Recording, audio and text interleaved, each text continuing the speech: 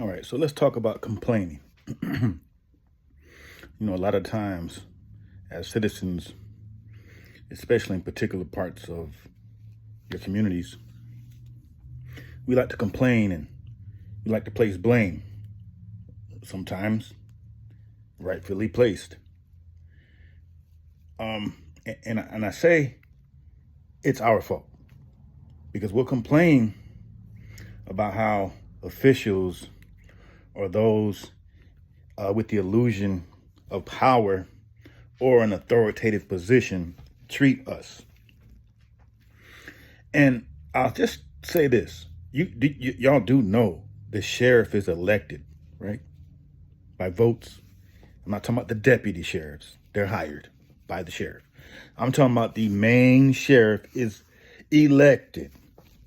It takes votes to put him in that chair, in that office. And it happens every year or so, I guess.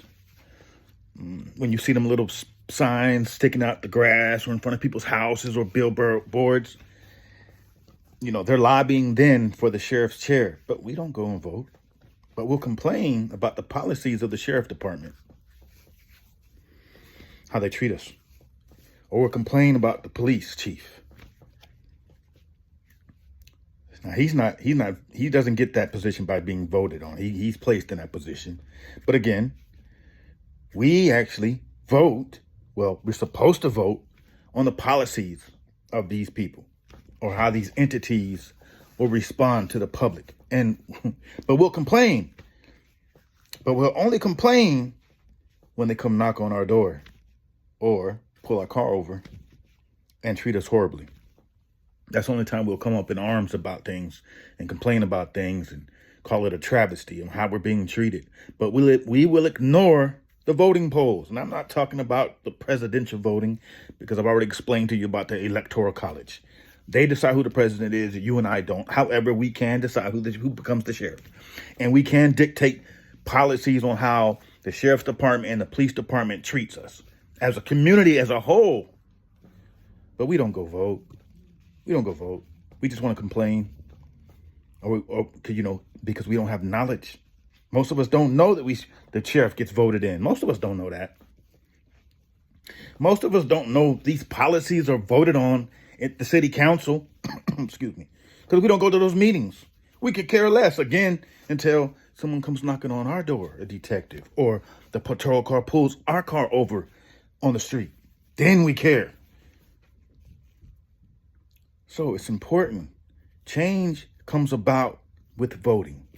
Change comes about with the voice. I used to get accused when I used to talk about stuff like this. I used to get accused, oh, you're trying to incite violence. We're actually quite different because that's something we won't win. No, a voice is necessary. Voting at your local level is what makes change possible. And until we're willing to do that, we can't really complain about anything. Get out and vote at your local level. Go to your city council meetings. Force change to happen with your voice and your vote. It's very important. And that can only happen at your local level. Get out to them city council meetings. Right? Because those people, the city council board members are voted on. And we complain about them too. We don't like the school systems, et cetera, et cetera, et cetera. Those things are voted on. But it's not usually voted on by the people who it affects the most, which is you and me. We don't go vote.